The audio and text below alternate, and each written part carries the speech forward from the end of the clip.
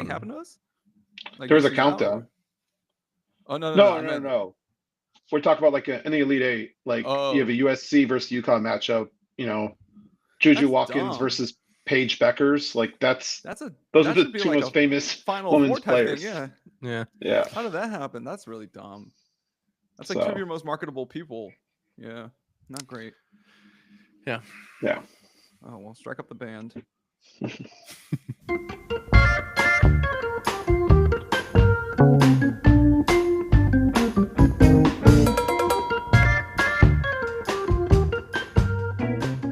Welcome, one and all, to another edition of Everyone Hates Us. We got to change the name of this podcast. Podcast dedicated to the art of winning in the beautiful sport of baseball and college basketball and football and basketball, like pro basketball, and a lot of things. UFC, WWE. Don't forget soccer. No, we don't talk about that here. I'm Euno Lee, joined by my gracious co-hosts, Dan Grievitz and Colin Murphy, who is in Alaska with no equipment. He is raw dogging the audio, just no mic, just straight up into some pixel buds. Speaking of pixels, his video might appear pixelated as well. This is a lot of fun today, Murph. But you know, it's good to have this kind of geographical diversity. That's what I really appreciate about this show, is that we have a lot of, mostly from Murph. I gotta say, Murph usually traveling or out of town, and then Dan, and then my ass just stays put in Los Angeles. Yeah, I'm back in Chicago. Yeah, It's, back it's to good freezing your to. ass off. Right? I think similar to how kind of around the horn used to work. It just works better when you do these sports segments when everyone's in a different time zone. And and I, when we were sharing a time zone, that just wasn't very effective. So I think this is the second episode where we have 3 time zones represented. Nice. And yeah. You know what's funny? I don't know how you can all be in different time zones, but Woody Page looks like it's always like 1 a.m. over there. Like he just looks so like man, I'm tired. Like that's the vibe I get from Woody Page. It's like, damn, why am I doing this? And then you hear him talking, he's got all that energy. But fun fact, this is the only time zone that Around the Horn never used, because they did have an episode where they were in Hawaii, but they, to my knowledge, never had one on Alaska time. Is it a 1 hour offset from Pacific or? Yeah, 1 hour. Cool. It's 3 o'clock here. Oh, it's 3 o'clock. Okay. And then it's 1 p.m. in Hawaii. So very cool. Well, Hawaii doesn't do daylight savings, so yeah, they don't really need to. It's either sunny or raining over there. Like Hawaii's great though. So how's the weather out there? Alaska cool? Yeah, I mean it's in the 20s, high in the mid 30s. So it's actually pretty warm. I'm not too concerned. I haven't had to put on my shoes yet. I've been in sandals. That's okay. Well, 20 degrees. All right. So, and Dan, freezing? No, today was in like the 50s, so it's actually pretty decent. It was snowing like yesterday or the day before, but today's nice. Yeah. Like a 50-degree day. Y'all have been giving me a lot of 50-degree days. This is sorry, that's a bad paraphrasing of a Wire reference. Well, it certainly is the season for March Madness, and college basketball is reaching a fever pitch right now. So we're hitting that point, guys, where it's gonna heat up, and of course, college basketball moves super quickly because it is single elimination tournament. So I thought we'd put together like a bracket of our own, and I think everybody has their bracket, right? Like I think the food sites have their brackets. I think Taco Madness by LA Taco is on right now, which is like one of my favorite things that happens every year. Shout out to LA Taco. Shout out to Javier. I don't know if they're still running, but Taco Madness was one of the favorite things that happened in LA every year. I'm going to double check that reference because I need to make sure that are they doing it? Oh no, they just have like membership drive right now. Which, by the way, you should become a member of LA Taco if it's still running. Because LA Taco is great. Anyway, everybody has their bracket, but we're a young little fledgling podcast, and so we need to get our feet set in this media landscape. And in order to do that, I thought we would do a greatest bracket of all time. So what do I mean by greatest bracket of all time? We're gonna take the GOATs from MLB, NBA, NFL, and other. Okay, and we're gonna face off and have seedings for each of these, and basically try to determine who is the greatest of the greatest. And it's going to be extremely unscientific, I assume, and we're going to have a lot of fun debating these points. But before we get to the point of the tournament, we need to have our own selection Sunday. So it's it's selection to Friday. It's Friday. Sorry. We need to have our own selection Friday, and we need to seed the GOATs of each of these sports, including other. So that other seeding is going to be real interesting. That's going to be the most competitive of the brackets, just lumping all those other ones together. Yeah, I think it's going to be more of an exercise, at least for now, of like, oh, hey, like, show respect to so-and-so, like they actually like were really good, but like, obviously Michael Jordan wins, right? Like, and then other can be like, hey, women's tennis is definitely better than F1. All right, so screw you. Sorry, Lewis. Sit down. That'll be our brackets equivalent of what we were talking about right before the show started. Paige Beckers and Juju Watkins, and only one can make the final four. we've got Serena Williams versus Lewis Hamilton in the first round. Who's gonna win? All right, guys. So we're calling it the greatest bracket of all time. We have some seeding to do. So I whipped up a quick, very crappy Excel spreadsheet to get this rolling. But let's kick it off with NBA. All right, fellas, we're just going to do quick. We're going to run through this really fast. So NBA, who is the 1 seed? I mean, I think it's Jordan. I find it hard to think of anyone else I would put up there, but I'm open to other ideas. But I had LeBron, obviously. Yeah, I think it's either Jordan or Kobe, LeBron. I'm turning off your mic. So what's that? If you say Kobe, I'm turning off your mic. No. Yeah, I guess tiebreaker. I'll put LeBron. Ooh, Yeah. Spicy. Okay. And then Jordan too. Okay. Spicy. All right, 3. Do we have kind of, consensus on who 3 is? I'm between 2 guys, and I can really go either way with it. But I'm interested to see what you guys say, and then I can maybe tie break if one of those 2 isn't in that list, or I can just give up the 2. Okay. Dan? I'd go Kareem. Murph, what do you got? So I was between Kareem and Wilt. Wilt, number 3 of all time? I mean, it really comes down to kind of statistics versus other things. But oh my Lord! You look at the highest ever anythings, and Kareem is on those lists. Wilt, number 3 of all time. I mean, I love Collin, Wilt, but yeah, that feels high for me. What the? But my the Lord. bracket will bear it out. This Okay. actually sets it up nicely because I honestly, depending on where you guys want to go with this, but I think this sends up another Russell versus Wilt. I was going to first round say, yeah, matchup There we go. in the that would, bracket. yeah. Yeah. We're like the Okay. real selection committee. We're I doing would- it for the ratings. I would have Russell for Wilt 5 personally, but yeah, by the way, I think we should be very clear about our intentions here, which is we're doing this for ratings. We don't really care about. We are like the actual selection committee as far as like, hey, UNC, you had a quality loss. Get your ass in there. You lose to Duke? Oh man, that's awesome. You guys deserve to be in the tournament. Okay, yeah, we're doing this for ratings. All right, so we got Bill Russell and Wilt. Who are we putting on top for the seeding purposes? And we can have it out during the actual. I would put Russell because of the trophies. I will break the tie and say, since Murph had him at that high, I do have to kind of entertain him. So I'll put Wilt above, but I feel a little gross about it. I mean, we'll have- it's really just whoever's wearing the white jerseys, right? Like, that Yeah, doesn't it's really all change right. a whole lot. If it's all white. That's fitting because we just put in a Boston player. Real nice. One of the guys who did the most for civil rights. A man who I read the other day would test whether or not reporters were racist by offering them a drink from his glass, and if they stopped or if they didn't do it, he knew that they were racist. He couldn't trust them.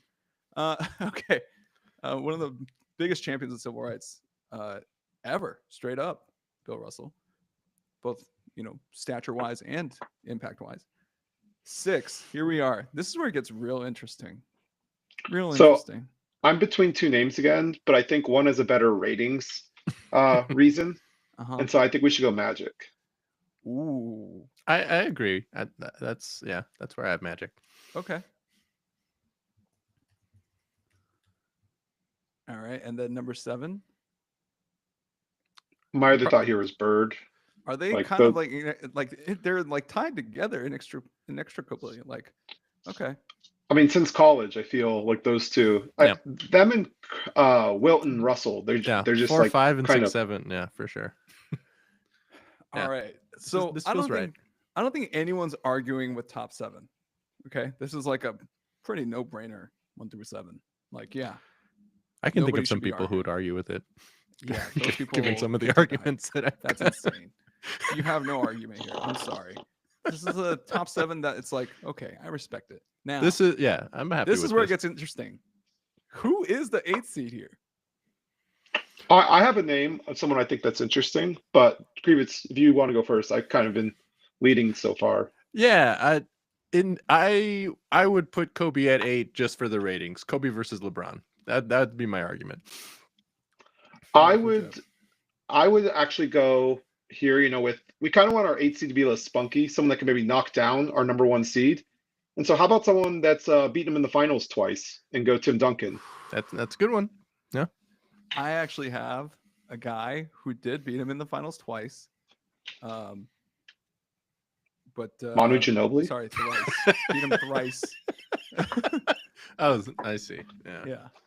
And would have been an interesting setup, but it's tough to make the argument because of what happened in 2 of those, where he didn't win the finals MVP. I had Steph Curry just for impact on the game and blah, blah, blah reasons. And because Tim Duncan is literally anathema to good ratings in every way you could possibly think of. But I guess I'll play the tiebreaker here. Let's go with Kobe just for pissing people off. Like this is a spicy 1-8 matchup. That's what you want. Yeah, that's the matchup that we wanted for so long, and it never happened in the playoffs. And a bunch of Laker fans shoving 5 Lakers into a top 8 feels about fitting. Yeah, I didn't put Luka on number 8, which is what I really wanted to do. Could have also gone Shaq. Could have also done Shaq. I would have been cool with Shaq. Yeah. Jerry West, the logo, the literal logo, maybe deserves a mention here. Yeah, bump out Bird. We can bump out a couple guys here. It is funny. We do have the parallel Wilt over Bill and then Magic over Larry. Like, it looks really bad, Dan. It's hard to argue with these optics here. Like, but like, for example, with Wilt, I don't think I think of him as a Sixer first or a Warrior, like his Philadelphia time. Like, I don't think of him as a Laker. Like, Lakers was sort of his end career. Like, he was still good, but he wasn't Wilt. Like, yeah. No, I agree. And what's great is I still remember the first time I ever saw him holding up that piece of paper saying 100 on it. Mm-hmm. He wasn't wearing a Laker jersey. So I was very confused. I was like, I thought he played for the Lakers when I was a kid. And I was like, what? Why? Oh my gosh. He played everywhere but here. So, all right. So that sums it up for our listeners. We're going to summarize it real quick. For NBA, our bracket is seeded 1 through 8.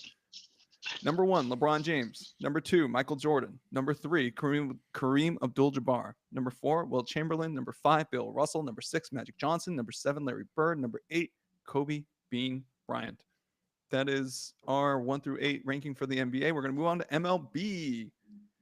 And these get progressively harder, in my opinion, because they definitely because it's just like NBA there's so much more specialization. Like, all of a sudden now we have pitchers and batters, and then NFL we have even more. Just how do you compare an offensive lineman to a to a running back to a wide receiver? Anthony Munoz, greatest NFL player of all time. Like, and then others just chaos. Oh, others just pick goats, like cherry pick goats, and then sports we actually know about. Okay, yeah, like F1's getting pushed to the bottom because I don't watch that much racing. Like that's how it's gonna go. Yeah. All right, MLB. Here we go. Number 1. This is really interesting, guys. Like, I have my list, so I want to know what you guys have. Okay. I'm the most casual of the baseball guys here. I think I'll freely admit that. But I think zeitgeist wise, I think we'd be hard pressed to put anyone but the Babe number one. Typical white guy answer. All right, Dan. I mean, I do have. This is Babe Ruth right here. I have him very high on my list as well. Yeah, I think I mean, it's such a tough. There's so many good candidates. I have to go Are Mace there? probably. Are there really? Really? There's so many good candidates, guys. Yeah, Has one there's a man lot of all-time baseball players. transcended all of them to kind of like let you know that he's the greatest of all time. You know, At certain things. with with the assistance of science, and research, he was able to be the greatest of all time. I mean, At certain things. I'm gonna put him up pretty early as well. Yeah. Like- I mean, I think this would be a very solid top three. Like I would have no problem with this at the top three. Okay, let's actually find out the other two. So, Murph, who do you got for number two? For number two, I was gonna put Bonds. Okay. Yeah. Very strange. All right, He's the Dan. greatest player I've ever seen. Yeah. I'd probably put Babe Ruth second. Okay. Wait, who did you have number one? I'd go Mays, Ruth, Bonds. Oh, okay. And then Murph, who was your number three? Number three, honestly, I was tempted to put in a pitcher, so I was thinking like Cy Young. Any excuse to use a white guy, I swear. Like, Murph, here's why yours is rape. Here's why your order is racist. All right. Babe Ruth played pre-integration. Okay, so him being your number one, like, just discounts anything that happened after integration. Like, you can't do that. All right, like, that's insane. Oh God. All right, you know what, fellas? In the interest of production, okay, we'll put the Babe number one, okay, and then we'll put Barry number two, and Willie Mays number three. My personal order was Barry number one. You guys know this. Barry number one, Willie number two, Babe like number four. Like Ouch. China number four. Like it was like really bad. Where did I have him? Yeah, I had him number four behind Hank Aaron. Yeah. So just to let y'all know, you can't be the GOAT if you didn't let black people play in your league. Okay, like that's literally he wasn't the one keeping them out. Well, he's benefiting from the perception, so I don't play that shit. Okay. So make it sound like he was responsible in any way here. Just ridiculous. All right, number four, who we got? And of course, Cy Young is your greatest pitcher of all time. Also pre-integration. I mean, I'd be fine doing stuff that's like post color barrier if we want to do that, but I actually kind of built it that way too, because I was like, how can you say he's the GOAT when he never played against black guys, like who we have established are some of the best effing baseball players to ever live, like disproportionate to the population of the United States, like have been the freaking greatest of all time. So like, how can you consider them greatest of all time? And I know it's not their fault, but also like, sorry, like but it's, I mean, you're wiping out a lot of great players though, like with that argument. Like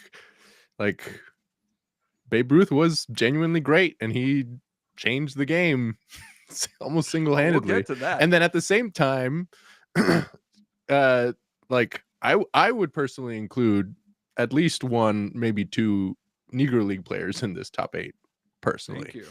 Yeah. I like that. But then like, if you're including one, then they're that's true. Yeah. Yeah. No, because it is exclusionary on both sides. Yeah. So I'm more like post-integration integrated. But because you guys saw my list. Like I went 1 through 12 with it. So my personal best pitcher of all time is Satchel Paige. Like I like that. Yeah. Yeah. But okay.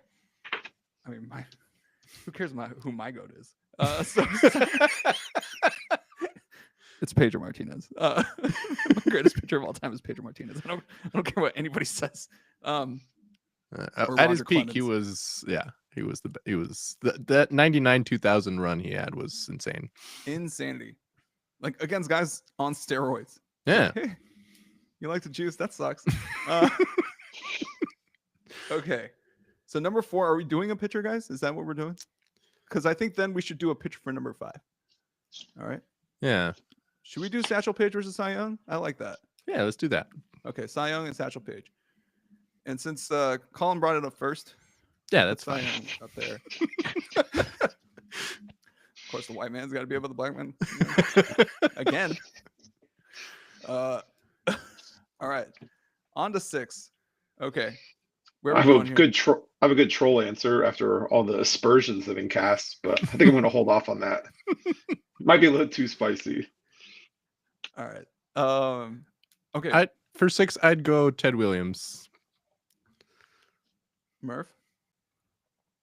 Yeah, I mean, I think that makes a lot of sense. The one I was going to say, so that you could continue on your little rant about me being racist, was Ty Cobb. Just go full. Don't be any allegations here.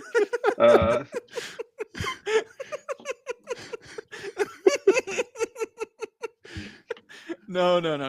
We gotta do Ted Williams. I'm sorry. He's one of the greatest hitters of all time. Like, I'm not doing that to him. Yeah, Ted Williams. It's like most people, if you ask people from that era who actually saw him play, like the older folks, they'll ask them like, "Oh, who's the greatest of all time?" Like legit, Ted Williams' name gets brought up. Like they're just like, "No, there's nobody like him." And then you look at like peaks or like how far ahead of you, or how far ahead of the rest of the field were you? And Ted Williams is like generally considered like, yeah, pretty freaking far, right? Like Many consider him the best pure hitter of all time, just in terms of like just hitting tool. Mhm. Like some of the stuff he would do was insane. Like he would just, he was the best pure hitter. which, by the way, half of the game is hitting it. You know, like okay. Number 7. Here we go. All right, I'm gonna need some spice here, guys. I would go Hank Aaron here. Okay. The two home run guys, 2 versus 7. Okay. Actually, that's a good that's a good matchup debate, one. Because Yeah, that's a steroid debate, which can't wait for that. All right. steroids versus greenies. Number 8, I'm going to piss everybody off, and I'm going to executive decision this one. Number 8 is Shohei Ohtani. And you know goddamn well why we're doing this. The two like guys who played both ways. Exactly. Yeah. I mean, let's be very clear. Ohtani is nowhere near this, like, deserving of this. Are you serious? Yet. Oh, no. Played He like keeps doing 6 what he- years. You and your pretty Yeah. numbers. What? Hey. Hey. I'm about the era. Okay. You guys need to think about the era that we're competing in. This is the most competitive baseball has ever been. All right. Like right here. Modern science. To contrast, I was literally going to say Josh Gibson, the Black Babe Ruth versus Babe Ruth. Oh, But yeah, this. no, we need some rep. Yeah. Sorry. I was going to say Sadaharu O to go for the Shut Japanese fuck up, Babe Colin. Ruth versus Babe Ruth. You know, honestly, that probably would have been a good one. But we, again, like, if we're gonna do color barriers, we got to be kind of like, you know, like I don't love it, but because I don't think on the premise that it's just unfair. You know, like, you know, Sadaharu played mostly against Japanese folks and didn't really come over to America, so or didn't come over to America, so we have that problem. I think that's a fair. yeah, You know, I 1 think through this 7 looks okay. 1 through 7 looks great. I think Shohei at 8 is makes sense when we have Kobe at 8 in the other one. Like this I like is that, yeah, because we're this is- sliding him up a little bit to give him a little, you know. Yeah. We got to make the Yeah, 1 a there- little there's- spicy, Colin. There's some LA, bias here. Sometimes you just You got to guys- let Carolina into the tournament, okay, Colin? Like, come on. After All right. after all your arguments with Babe Ruth, the Dodger fans didn't go for Jackie Robinson, but I can't put just Jackie gonna- Robinson as the literal. just gonna baseball throw that player. in here. Yeah, I can't. throwing do it out it. there. He was Jackie awesome. was great, but he He was was an not awesome top player. 8 great. Yeah. Yeah, he's Yeah, yeah. but Shohei Ohtani was. Yeah, Shohei Ohtani is No, you're right, definitely you're on right. this list. Shohei Ohtani is. Yeah, you're right. 100% on this list. Are you kidding me? Ridiculous. All right.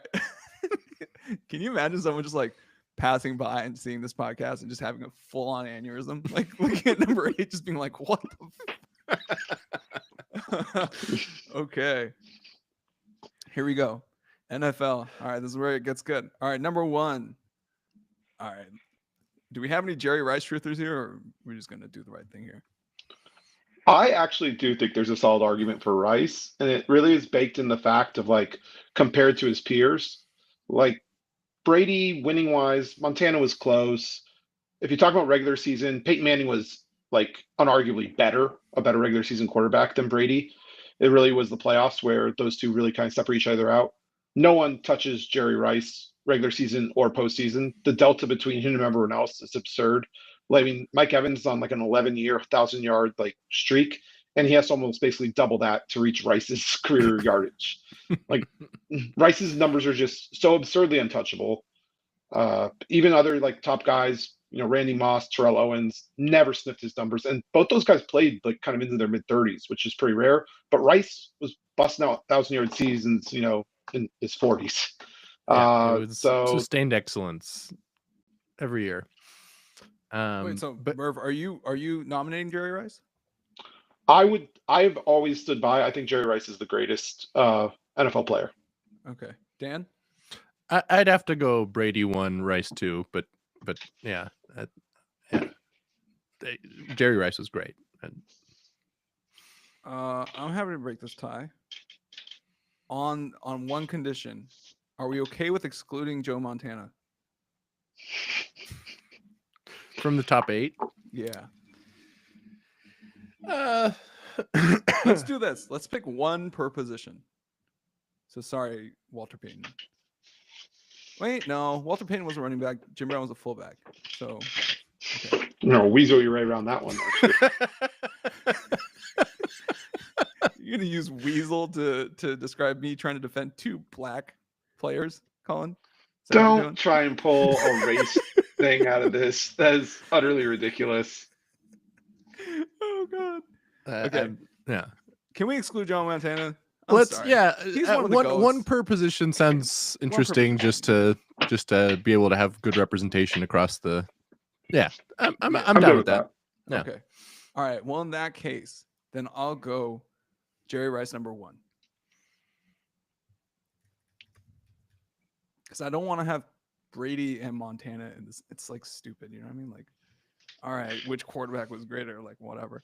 I like the way Colin made the argument for Jerry, which is that he is so far apart from everybody else. Like, who's number 2 of all time? Like, and if you look at the list, it's like, who gives a shit? Like, look at Jerry. Like, that's like, who cares?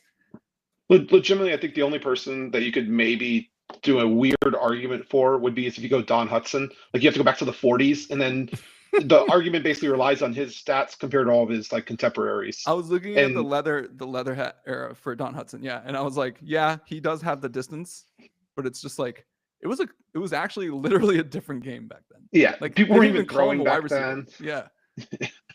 So, yeah. Yeah, let's try to keep it somewhat contemporary.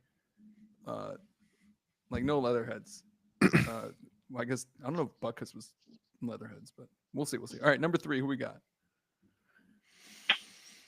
I kind of liked who you put in the chain. I do think he's probably the greatest defensive player ever. Lawrence, Yeah, LT. I'm fine with that. I'm more than fine with that. The greatest edge of all time. All right. And then number 4, you know what? This kind of is the consensus. If you ask everybody who's the GOAT, you'll hear one of these guys, right? Like if you're a defensive player, you either say him. I hear Prime a lot, like for defensive players. But yeah, it's LT or Prime or one of these guys. But like it's usually one of these 3. It's like, yeah. And Murph's argument for Jerry Rice is pretty much the Jerry argument. So, all right, number 4. I'll tell you guys who I had here, which was Joe Montana, but we're going to cross him off and move one up.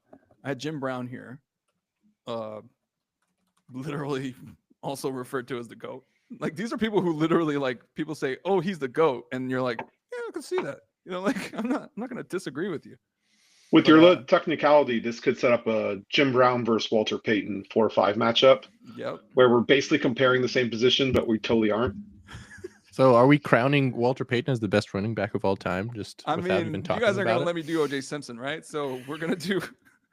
No, I'm interested in another debate. Who are you gonna bring up? Emmitt Smith or Barry Sanders? Barry Sanders. Barry Sanders is a good one. Yeah.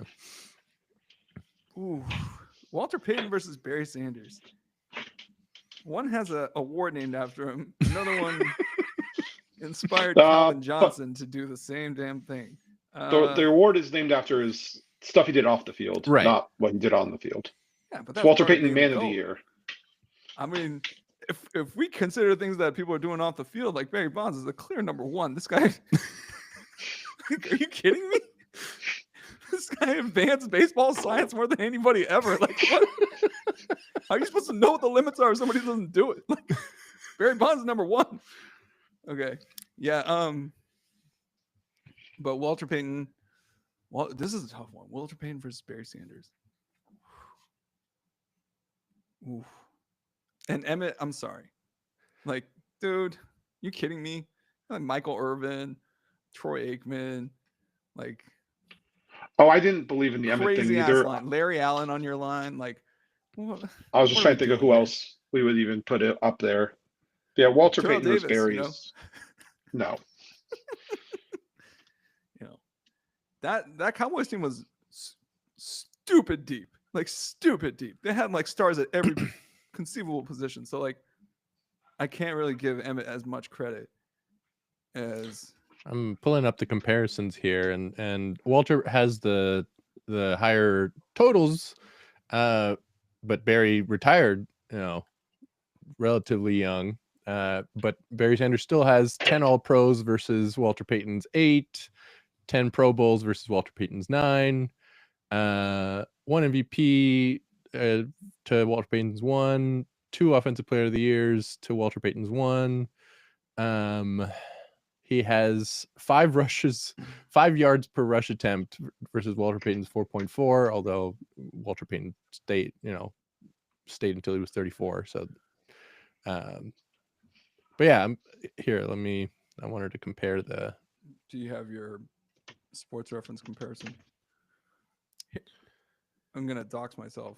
Through But 10 Walter- years, Barry Sanders had 15,000 yards, 269. Walter Payton had 13,000 yards, 309 on 4.4. Barry Sanders had 5. Barry Sanders, yeah, I don't know. For me, he was just an offense unto himself. Like some of the stuff he was doing on the field. Walter Payton was great, but in my opinion, This hurts my soul because Walter Payton's my favorite running back of all time. But and literally from grainy replays, like I'm just like this guy's freaking awesome. Murph, break the tie. I mean, I think one thing that's important to bring up in this also is Walter Payton was the better receiver, which is impressive considering he played a decade earlier. So there is that to factor in. I mean, on the flip side, honestly, if you factor in the extra years, touchdown wise, it really bears out. Like Barry Sanders got in the end zone better. Highlight wise, Barry Sanders is more fun to watch. He always just kind of going for the home run play. I think I would probably say gut like rule of cool, and let's go with Barry. Rule of cool. I like that.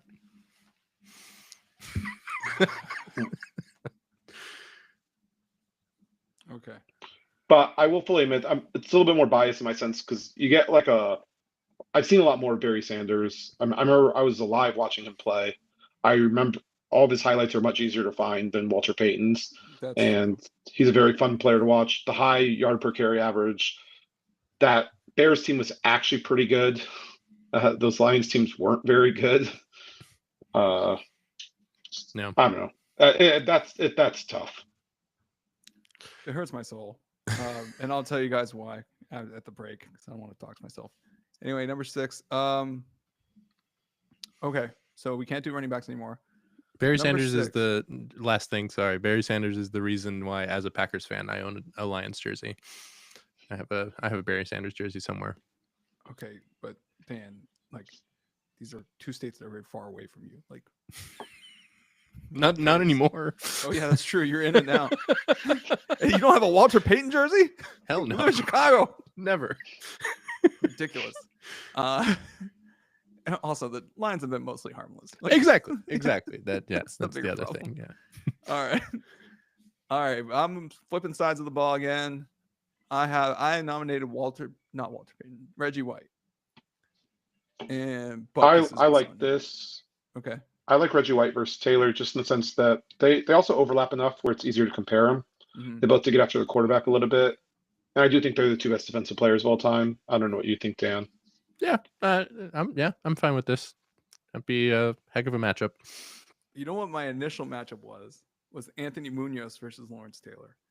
And I was going to have the upset because I watched the actual tape of Munoz versus Taylor, and Munoz was like, did as good a job on Taylor as anybody I've ever seen. You know, I was like, whoa, he kind of like stopped him. Yeah, Taylor was like kind of ineffective when the 2 squared off. And so I was really surprised to stumble upon that tape. So I was going to put Munoz here to knock Taylor out as soon as I could, but Reggie White it is. All right. Yeah, because I have him ranked higher. Okay. Number 7. I have 2 ideas here that I think work well from a matchup standpoint. And they're players I think most people would agree are the best at their position. First would be probably the biggest thorn in Tom Brady's side, Ray Lewis, who I think is a good argument for best middle linebacker of all time. I know you have Buckus on the list, but I think there's an argument you can make for Ray Lewis.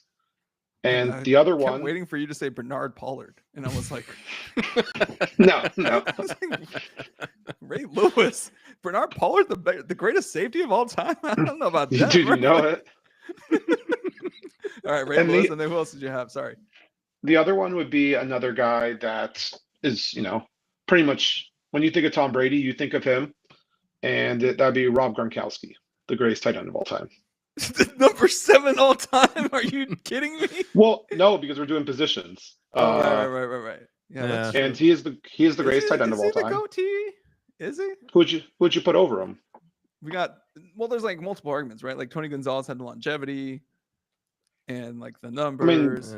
Even with that, I'm pretty sure Gronk has more touchdowns. And Gonzalez was That's crazy. mid blocker, while Gronkowski. I'm not disagreeing with you. I think Gronk's Yeah. but like I think other people might have arguments of like, well, Tony Gonzalez had more career, like counting Tony stat Gonzalez numbers. was great. Yeah. Antonio Gates was pretty great. Antonio Gates was pretty great. Neither of those guys blocked though. They weren't really complete tight ends. I guess it's kind of my. If I were to have Antonio a beef Gates with had them. one trick. It was leak out to the middle and just wait. Like that was literally his thing. Gonzalez here, If it works, it works. It worked like a motherfucker, but like that was his one trick. I was like, oh, Did you he's know throwing that over the in middle. college he Yeah. I would not put Gronkowski in our top 8 personally. Okay. I like Ray Lewis. That's a good choice. I was thinking Munoz for the lineman representation, and I was like for the last 2 I was thinking in some order Munoz or Prime, just to have I like that defensive back. You know what? I was setting up Prime versus Jerry Rice. That's what I was That's thinking. what we're gonna Yeah. do. That's We're what I gonna was do thinking. Ray, Yeah. and then we're gonna do Yeah. man, Anthony Munoz, R.I.P. dog. I mean, we've been being very creative with how you've done these lists already with Kobe and Shohei. So Okay, Let's I'm not not pretend creative about these are that MLB one. sacrosanct. That is straight up facts. All right, like it should be Ted Williams, Hank Aaron, Shohei Ohtani. Okay, like it's. Come on, let's be real now. All right, Okay. You know what sucks is Shohei was injured for so much of it that he's not going to rack up the total stats that we think he can. So it's kind of sad, but whatever. Anyway, all right, here we go. The most ridiculous part of the bracket is the other section. I just think I need to break out an extra column here and then just do like nominees because I'm kind of worried. All right. So and there's no way we do this without offending someone or leaving something out. But who gives a shit? Yeah. Like we're gonna have to just. Who was the greatest of all? I don't think there's any doubt. Right? Like I think that's our number one seed of the. I actually was going to disagree with that. What is wrong with you? Again with the racist takes, bro. Like what is wrong Well, you're with not you? gonna you're not gonna like who I'm going to put up either. Who, Michael Phelps? Like fucking... No, Gretzky. Oh If you take shit, away that was all the his, other one. Yeah. Yeah. if you take away all his Damn. goals, he's the highest, like has the most points in NHL history. For In fantasy terms hockey, of dominating his own sport, yeah, there's it's no not one like close. Gretzky. Yeah. yeah. He like invented like an entire thing for hockey, like an offensive tactic. Like, oh my Yeah. god, yeah, no, he's Fantasy hockey, you literally had Gretzky's goals and Gretzky's assists as two separate players because having Gretzky was just too broken. Like, think of how stupid that is. That's a great rule. That's like, hey, LaDainian Tomlinson, only half of your touchdowns count. Yeah. The half go to this other guy. You can have Shaq, but no rebounds. Like, oh my god, that's crazy. Okay. Yeah, they'd I probably like have that. a Wilt rule if fantasy was around in the 60s. Like Oh, 100%. first half Wilt, second half Wilt. Two different players. They go 1-2 in the draft. Like, And you guys didn't want to put him at number 3 or laughed at me. Damn, this is tough. Yeah. Okay. Dan, you break the tie. You get to be the racist. Yeah, I think if we're arguing dominance in their own sport, which I think it makes sense for this other list, then I think it has to be Gretzky, just because, yeah, like personally. But I've written yeah, two I love term papers on this guy. Muhammad Ali, but he, wasn't as dominant as Gretzky. I'm assuming we're taking him at least number 2, right? Like, can we? I'm fine with that. Yeah. Yeah. Yeah. Murph. His nickname it was works fucking out. the greatest. Okay. Like, Well, he What- gave name himself Wayne was the Gretzky was what, greatest. the great one? yeah, I know, Yeah. but like, it's the greatest bracket of all time, not the great one bracket of all time. Okay. Like, all right. I mean, yeah, I feel dirty doing that, but sure. All right. Number 3. This is where it gets interesting because I feel like the top 2, it's like, well, no shit, Sherlock, right? Like, but number 3 is like, all right, so what sports do you like, guys? Like, Yeah. who? Looking at your list, I'd probably put Phelps, Ooh, just from just the absolute just sheer metal. giant pile of medals. Yeah. Murph. Yeah, the fact that he uses bronze medals as coasters. Greatest I'm gonna- Olympian in terms of like Should I save this no for one's the actual close. debate? Yeah, I'll let you guys have Phelps at 3. Screw it. That's a pretty easy. That's an easy argument. But I will argue that point when it's his turn pretty hard. All right, so I actually had a fun idea for the 4-5 matchup. Okay. And this is just to, throw a grenade on the, what we would consider country club sports. And I was going to put Tiger and Serena. Oh, I like that. Are we Yeah, I'm not- do we want to also do one per sport here? Like yeah. Let's try to avoid Yeah. having sport overlap. yeah. But we'll separate, and I'll get to that. Men's and women's sides. So, like, for instance, I have Marta here. Like, I consider Marta. her, yeah. So, like, if we're gonna have Messi and Marta, that makes sense to me. Like, but we can also, like, you know what I'm saying? Like, we can have that in consideration Okay. while we continue to I have mean, this we can out. have that in consideration. I don't Yeah. think Marta should be in the top 8 of all time, but Okay, sure. fine. Yeah. Sexist and racist here. Just... All right, guys. All right, so Murph, you had Serena versus Tiger. okay. So then I think necessarily we kind of have one per sport then. Like, and not The only like, question comes in if we want to put in Djokovic as like at this point, or if we just count tennis as one sport. that's what I'm saying. So I Yeah. think we necessarily kind of have to treat tennis like one sport because we're running out of space. Yeah, that's what I figure. Like Yeah. we have to we have to Okay. make some cuts in this Okay. greatest of all time list. Oh man, it hurts my soul putting Tiger at 5. I have a good idea for 6 at least. Okay. We could go with the Packers player's wife, Jonathan Owens. Oh. She's won some medals. Jonathan Owen's wife. What is her name? How about we just do this? Okay, That- like and move on. Sorry, I don't care. Who is Jonathan? If you don't know her name, Colin, you can't include her. Okay, that's That ridiculous. is No, who it that is her. That is her. Okay.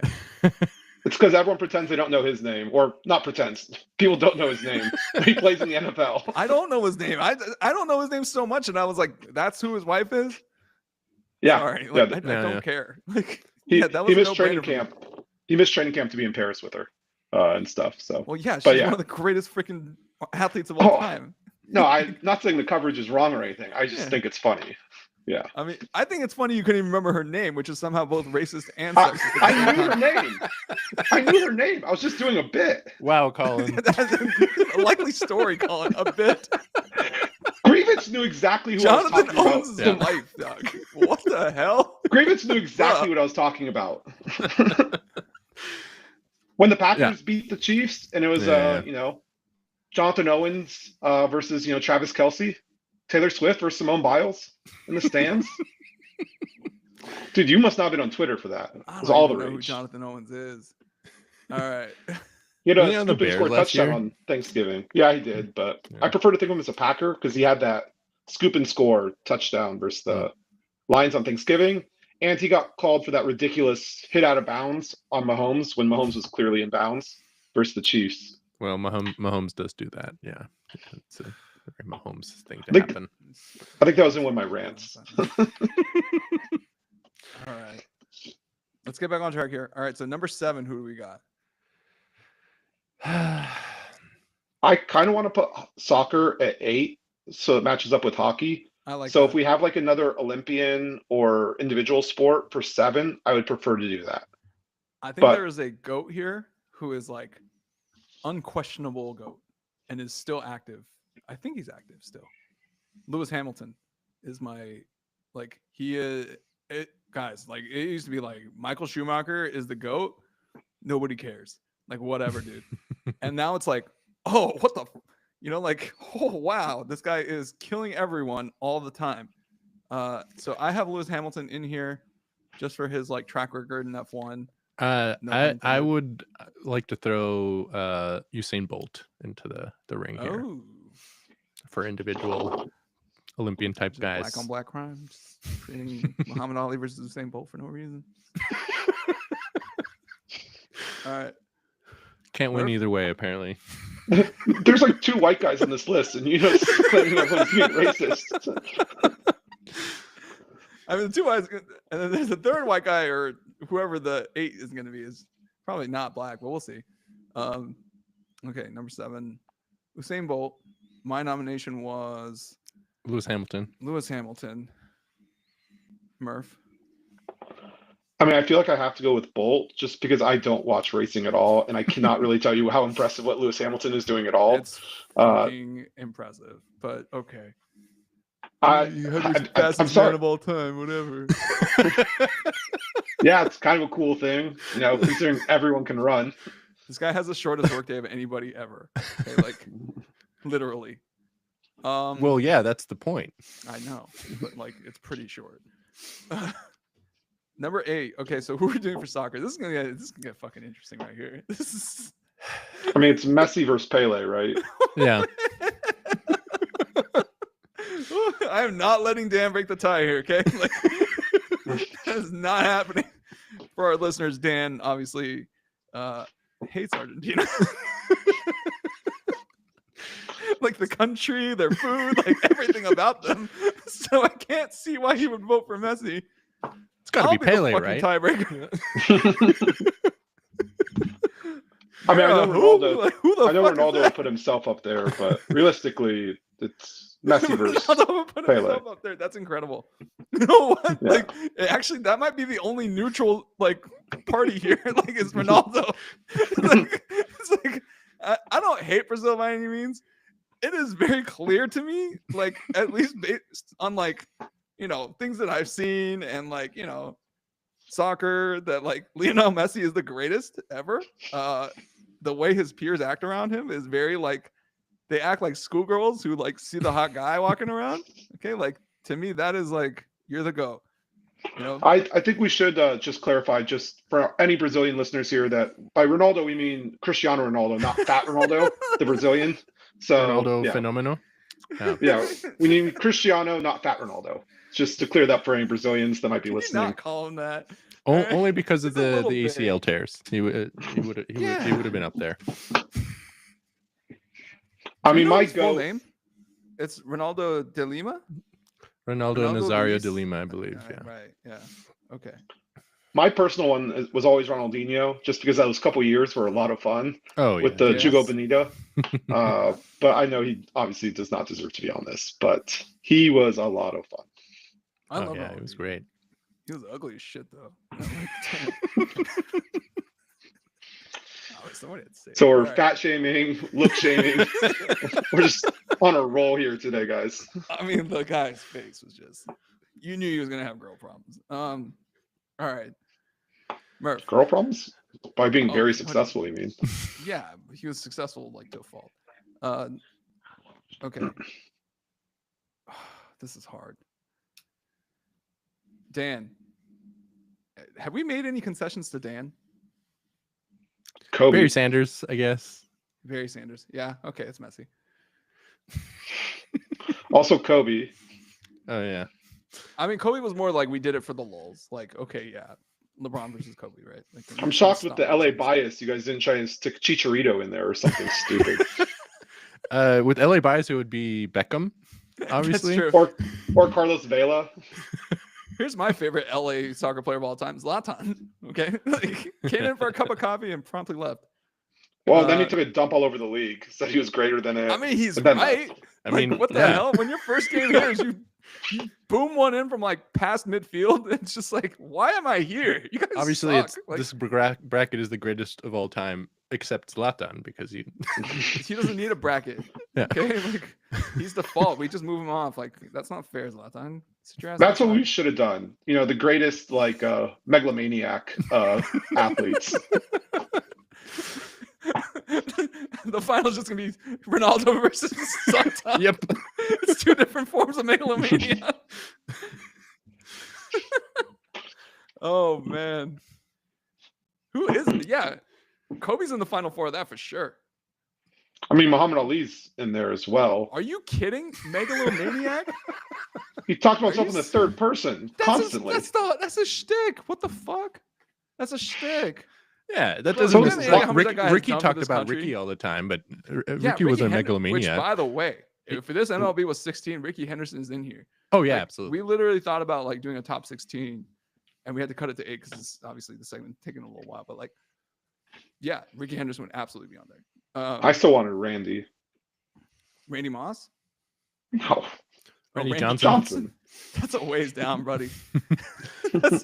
He's up there. He's one. Yeah, I We mean, had to do a there was post integration only. Yeah, I have issue with Cy Young over Walter Johnson personally, but yeah, there's a lot of pitcher arguments to be had. It's a lot of interesting pitcher arguments that we could have made that we didn't.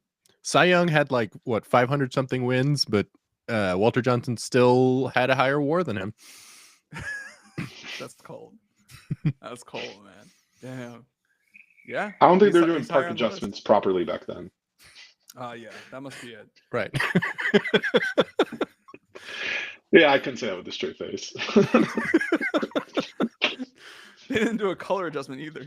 So for some reason, the top 3 guys on this list are white pre-integration players. This is insane. Guys, what did you put in Ty Cobb? Ty Cobb was number 6 No, he wasn't. Ted Williams on the was. list. No. He was number 6 on the Oh. all-time WAR list. Sorry.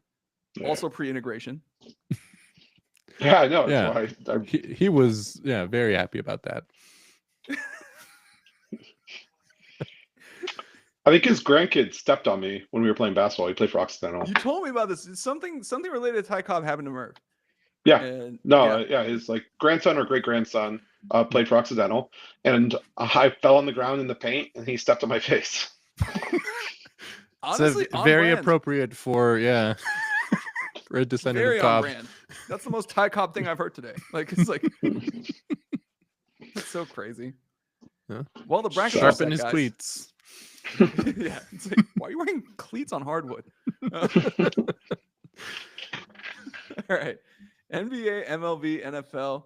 We have the greatest bracket of all time entrance. We're going to go over it really quickly because I didn't do a recap on everybody, but let's do a real quick one and I'll do NBA again. So we're seeding it 1 through 8. It's going to be single elimination. The seeding is kind of similar to the NBA playoffs. We're like 1, 8, 2, 7, 3, 6, 4, 5. There will be no reseeding. We're going to create the brackets and have out these debates and talk about who was greater, but also like kind of cover these great athletes and hopefully uncover some facts that most people don't know about these already very well-worn, very well-known athletes.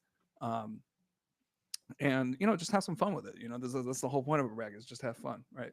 Right, Colin? It's not to prove who the best team in the country is, because it sure as fuck wasn't that. But it's really to prove who is the greatest of all time, according to us. So real quickly, the NBA, we've got the 1 seed, LeBron James. Number 2, we've got Michael Jordan. Number 3, we've got Kareem Abdul-Jabbar. Number 4, Wilt Chamberlain. Number 5, Bill Russell. Number 6, Magic Johnson. Number 7, Larry Bird. Number 8, Kobe Bean Bryant. For the Major League Baseball division, we have number 1, Babe Ruth. Number 2, Barry Bonds. Number 3, Willie Mays. Number 4, Cy Young. Number 5, Satchel Paige. Number 6, Ted Williams. Number 7, Hank Aaron. Number 8, Shohei the GOAT Ohtani. NFL, we've got number 1, Jerry Rice. Number 2, Tom Brady. Number 3, Lawrence Taylor. Number 4, Jim Brown. Number 5, Barry Sanders. Number 6, Reggie White. Number 7, Ray Lewis. Number 8, Deion Primetime Sanders. And finally, for our other number 1, we've got the great one, Wayne Gretzky. Number 2, we've got the greatest, Muhammad Ali. Number 3, we've got Michael Phelps. Number 4, we've got Serena Williams. Number 5, we've got Tiger Woods. Number 6, we have Simone Biles. Number 7, we have Usain Bolt. And number 8, we have the GOAT, Lionel Messi.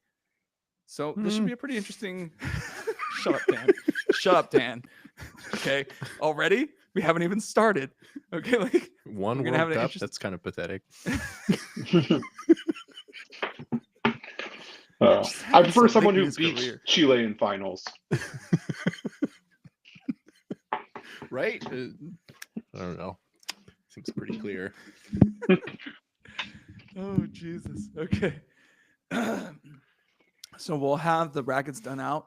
I think we're going to have a final 4 will be the GOATs of these respective divisions. And the final, and you're probably asking, how are you going to pick who's the GOAT between 2 different sports? And we just are. Okay, so don't worry about that. And we will be right. Yeah, and of course we'll be right. Like, who cares what you think? This is the greatest bracket of all time, presented by I don't know, Amino Energy. I don't know. Yeah, do we just make something up? Yeah, I just made some shit up. And when we get back, we're going to talk about the Houston Astros. I wish my trash can's too far away. I can't bang it. Houston Astros, the city of Houston versus the Houston Astros. Why should they watch baseball this year? Thanks for listening so far. We'll see you on the flip side. All right, so far so good, guys. I need to turn the AC. It's hot as balls in here. I'll be right back. Sounds like Houston. Yeah. Dude, that humidity is no joke. No. Texas flashbacks. And Austin is nothing compared to Houston. Yeah, Austin's dry considerably compared to Houston. Compared to Houston, yeah. But all right, boys. Damn, Murph. Like, could you be more racist? I'm just wondering. Unbelievable. What's unbelievable is how racist you are. No, the most ridiculous thing is somehow Ohtani finding its way into a top Calling 8 Muhammad bracket. Ali a megalomaniac is like a little beyond the pale, Murph. Like, come on, dude. Yeah, megalomaniac's harsh, but like What the egotistical. hell is wrong with you? The most important Americans ever. Like, what the hell is wrong with you, bro? Yeah, I mean, dude, I love Muhammad Ali. Yeah, that was really cool. megalomaniac. That was really cool when his daughter was balling out too. Layla. What? Oh, when she was like killing it.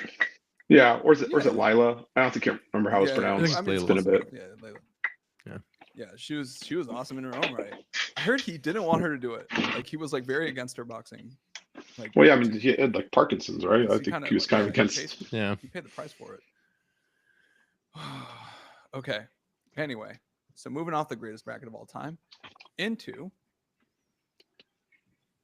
the people of the city of Houston versus the Houston Astros. All right, guys. We're back. Thanks so much for joining us. And we're going to litigate, I guess, not litigate. We're going to put the Houston Astros on trial. So we do this little segment that we're calling the People Versus. And it's the people of the city of Houston versus the Houston Astros, basically like a preseason preview. Why should you care about the Astros? And should the city of Houston watch? Today we have our prosecutor is Dan, right? Mm-hmm. So Dan will be the prosecution. He's going to tell you why you shouldn't. And Collin Murphy is the defense. He's going to try to suggest why you should.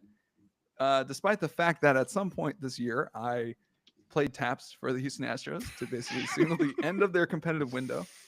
But Murph here is going to try to defend the Astros, which I don't admire him, but he can. I'm sure he'll find a way. All right, so we'll start with the prosecution. Dan, it is now in session. All right. Thank you, Your Honor. I'd like to start by saying how difficult this prosecution was, given how awful the city of Houston is to be in.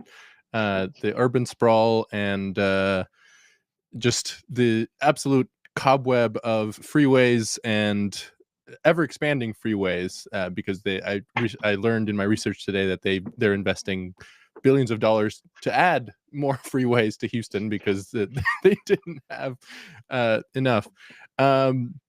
And to try and prosecute a team that is so thoroughly hated because of their cheating in recent years. But I will do my best. The Houston Astros are a team that obviously has had a great run of success in recent years. They went to a bunch of ALCSs and have been doing quite well. But their owner has decided that he does not want to give out any long-term contracts and has thus decided to let the core pieces of that championship run sort of slip away bit by bit, and now just actively trading them away. Like we've covered on this podcast that they traded away Kyle Tucker, a genuine cornerstone type player, to the Chicago Cubs for pocket change, really. Isaac Paredes, who had 112 OPS plus last year, is the replacement in the lineup, and the argument was that they could reallocate those resources, and so they signed 33-year-old Christian Walker, whose WAR has gone from 5 to 3.7 to 2.6 in the last 3 years. All the rumors are that this is the last year that they'll have Framber, so you can tune in to see to bid farewell to Framber Valdez, a good pitcher. Yeah, he's a good pitcher. He hovers around 4 WAR when he's healthy. But beyond him, they have Hunter Brown, who should be pretty good. But then they're relying on Ronel Blanco to continue to perform at 1.35 ERA points below his FIP. Last year he was at 2.8 ERA, but his FIP was at 4.1, which is decidedly not good. They're relying on Spencer Arrighetti to maintain his second half form after a very rough first half, which maybe. And then they're relying on Hayden Wisniewski to coming from the Cubs as another throw-in as their number 5 starter. They've decided to put 5'6" Jose Altuve in left field, and if you've seen any of his replays from his attempts at playing left field in spring training, it has been rough. It has been basically Aaron Judge in the 5th inning of Game 5 of the World Series, just recursively. Some of the drops that he's made are downright embarrassing for a major leaguer, which I'm happy to see happen to Jose Altuve for reasons not relevant to this season, but it is it is an experiment that seemed odd at the beginning and is just, it is not going well. And if that's what you like to see, you like to see your team legends embarrass themselves on the field, then please go ahead. Or you can stay at home and watch highlights from your totally legitimate championship runs in the past and not have to subject yourself to that. So on my end here, let me just first get out in front of this little court here, and let's just agree that convincing Houston fans to like watch the team, the whole trash can thing is functionally irrelevant. The fan base does not care about that whole scandal in the slightest, and Right. all the players associated with it, there's no mark or stain or anything that exists there. So I don't really think that has anything to do with anything we're talking about here. I'll also say, Altuve, he's a Hall of Famer, and he's still on the team. Yes, I believe he is the only member of that 2017 title-winning team that's still on there. But it's still great to watch a Hall of Famer in his prime. And he's still playing the ball, playing very well. I think, watching someone pick up On a new offense. position could be, on offense. He's still yes, playing yeah. well. On offense. But especially if you're watching at home, the Crawford boxes are going to limit how, bad he could really be out in left field. It's similar to the Green Monster, except for it gives up even more home runs. So it's going to be a lot easier for him to kind of look more passable and serviceable out there. And especially, if you're an Astros fan, those playing down the third base line now and the left field bleachers, like those are pretty nice tickets to have. You're right next to a Hall of Famer. Yoel Alvarez is still there. He's a beast. You mentioned Framber Valdez, final year watching him. This is a guy that's been in the Cy Young race the last 3 years, including a top 5 finish. So, he's a very good top line guy that you got there. Hunter Brown's a young stud. And I think the most important thing to talk about is, last year was the worst season that you've had in 8 years. It's the first time you didn't make a conference in the ALCS. But the division is still very open. I don't think anyone's taken a commanding lead in that. You're going to make the playoffs again. You have a Hall of Famer in your prime to watch, and you have a very top line guy that's going to be lit. And frankly, there's nothing else to really do. Houston's very hot. The stadium's inside. Are you going to watch the Rockets? Like, everyone knows that's a fraud team that's going to get bounced out early. So there's really no other draw. I mean, the Texans, nothing's going to be interesting there. By the time football starts up, you're going to be looking at an Astros team that's going to be either on top of the division or well inside the wild card race. Christian Walker is a very, fun player to watch at first base. Like, we even gave him one of the most defensive player of the year on this site for his sprawl out, out at first.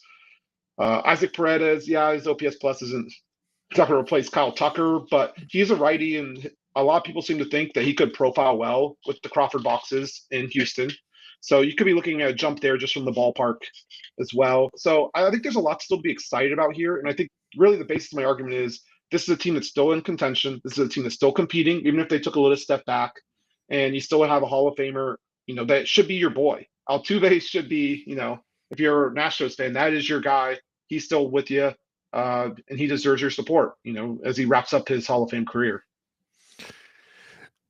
Yes. What the one part of your argument that I fully agree with is that there is not much else to do in Houston, because Houston, again, sucks. The one unique thing to do and see in Houston is the Johnson Space Center, which is almost a full hour away from downtown. And yes, the weather in Houston is oppressive.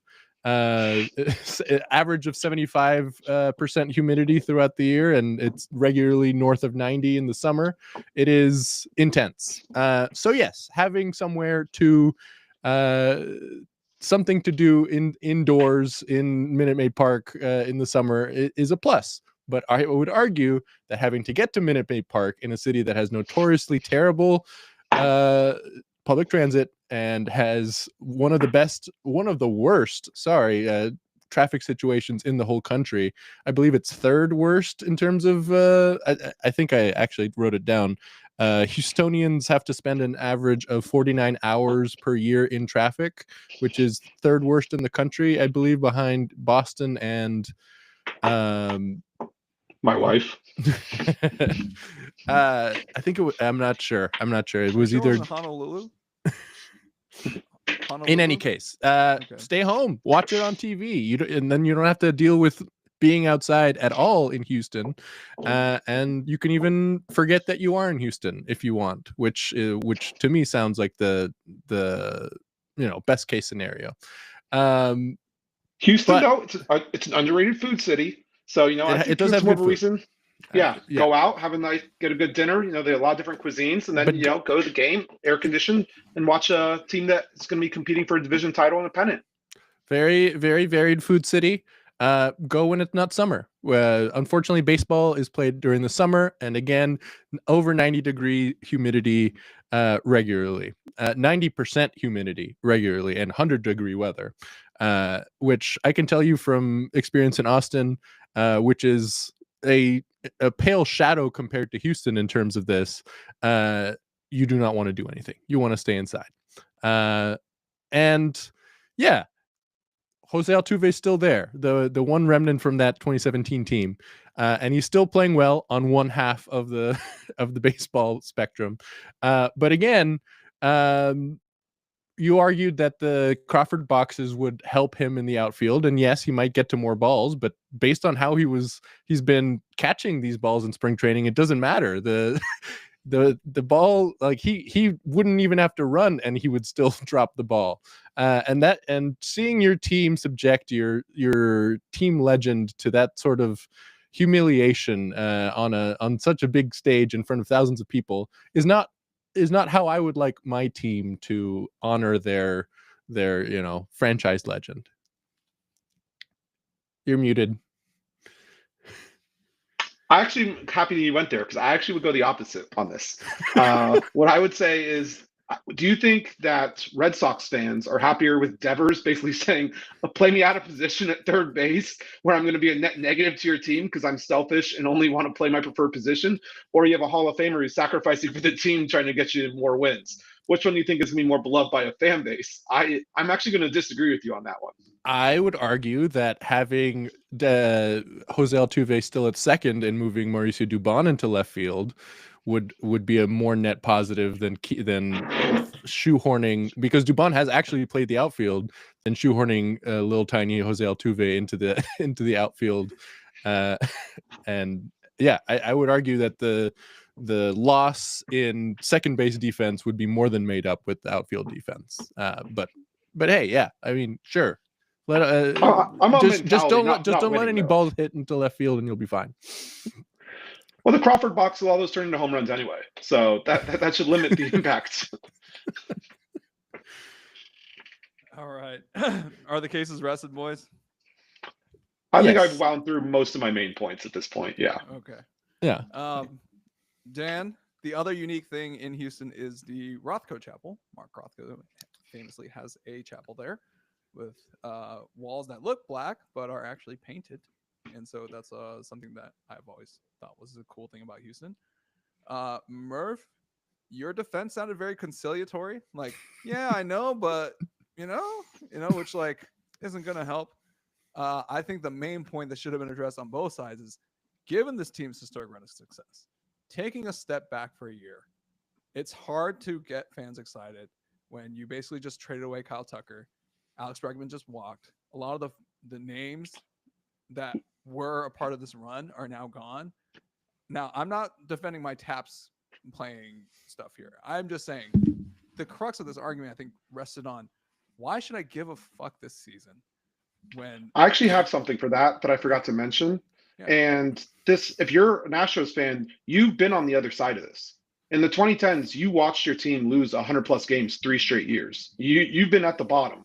And now, like, you kind of went through all that tanking, you went through that purge, like a league switch, and now you're kind of on the top. I think it's just more important to recognize Altuve in this run and like respect it, because the doldrums could be coming again, and you've seen how bad they are. Like, the Astros have seen the bottom of the bottom, and they've seen the top of the top.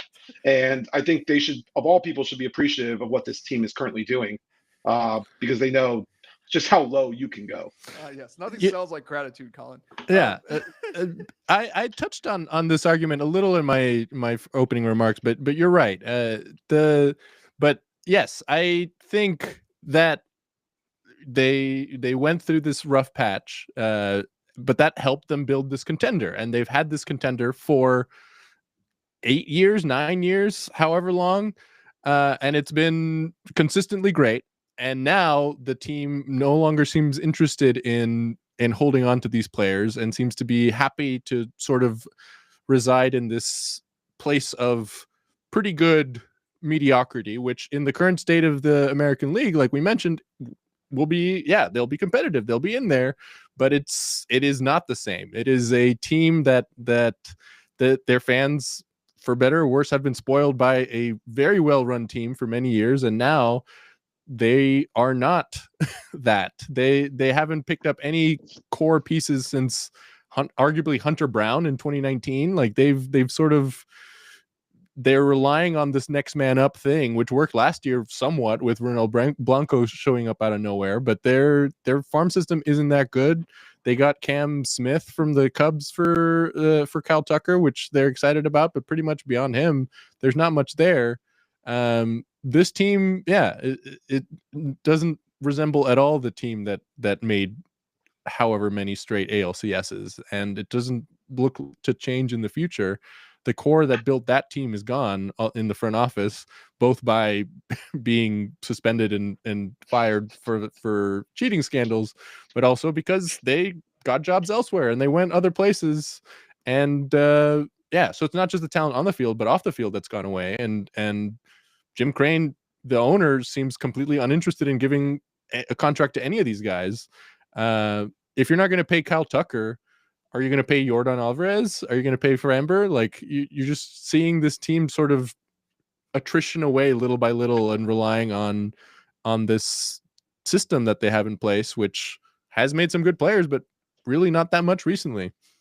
But this team is good, and they will compete, and they will make the playoffs. Yeah, I don't know about, like, they will be in the playoff hunt. I don't know if they will make the playoffs, but they will be in there. But after the success that they've enjoyed, is that enough to get someone excited for this team? Like you've sort of gone from it for a team that's been all in for super long to a team that's just doing enough to be in the mix, which is disappointing. Which is most of the league, to be honest with you. Yes, it's kind of sad, and it's very like, most of the AL, especially. The AL especially. But most of the league didn't just go to all these ALCSs and have all the success. Exactly. Like this team had that and sort of let it go to just fall back with the pack instead of doubling down, like you see, like the Dodgers doing, or the Mets, or these other teams that are putting their chips down. The Astros are like, no, I'm good. Send Kyle Tucker away.